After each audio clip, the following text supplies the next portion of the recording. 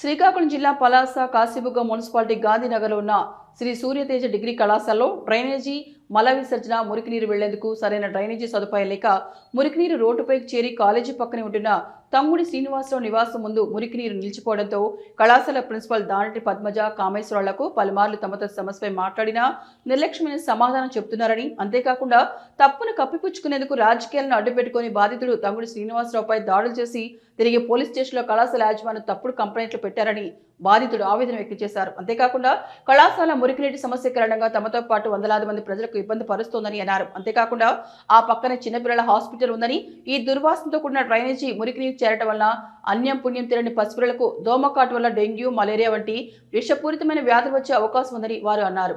ఇలా చూసుకుంటే తమ సొంత వినియోగం కొరకు రోడ్డుకు మధ్యలో ట్రాన్స్ఫార్మర్ నిర్మిస్తే అదే విషయంపై అధికారులకు చెప్పినా స్పందించకపోవడం ఏంటని ప్రశ్నించారు. బహుశా సూర్యతేజ కళాశాలపై చర్యలు తీసుకోకపోవడం గల కారణాలు రాజకీయ బలమే అని పలువురు అనుకుంటున్నారు. ఇకనైనా తమ విధి సమస్యపై అధికారులు స్పందించి న్యాయం చేస్తారని మీడియా ముఖంగా తంగుడి శ్రీనివాసరావు కోరారు.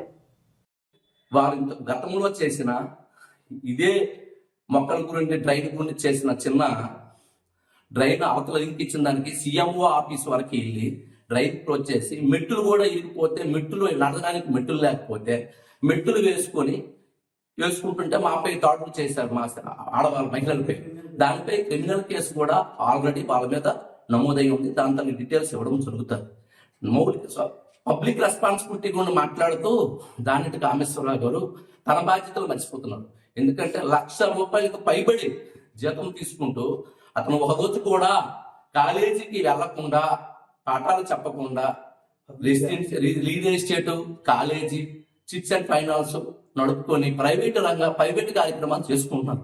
అతను సోషల్ రెస్పాన్సిబిలిటీ మాట్లాడితే దెయ్యాల వేదాలు వర్ణించినట్టుగా ఉంటుంది.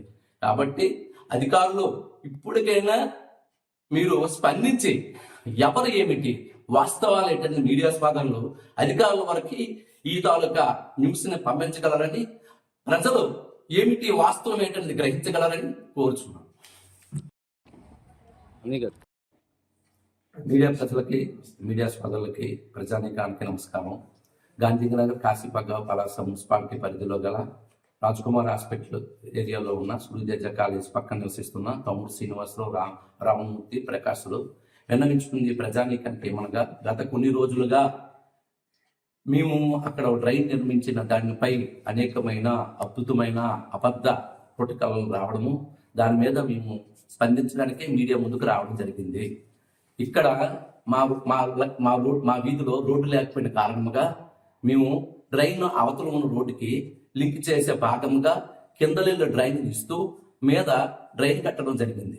అది వీధికి చివరి భాగంలో, అక్కడ వరకు రోడ్డు లేదు. కానీ అక్రమ నిర్మాణం అని చెప్పి తొలగించారు కంప్లైంట్ల మీదకి. కానీ మా వీధికి రోడ్డే లేదు. 30 అడుగులు రోడ్డుగా ప్రకటించి కేటాయించిన లేఅవుట్లో భాగంగా కొన్ని వీధిలో రోడ్లు, కొంతమంది ట్రాన్స్ఫరాలు, కొంతమంది ర్యాంకింగ్ బోర్డుల తాలూకా బ్యానర్స్, ప్రైవేట్ ట్రాన్స్ఫరాలు పెట్టి గ్రౌండ్ లేకుండా కాలేజీలు నడుపుతూ పార్కింగ్ కోసం ఆ రోడ్డు నిర్మితం అయిపోయింది.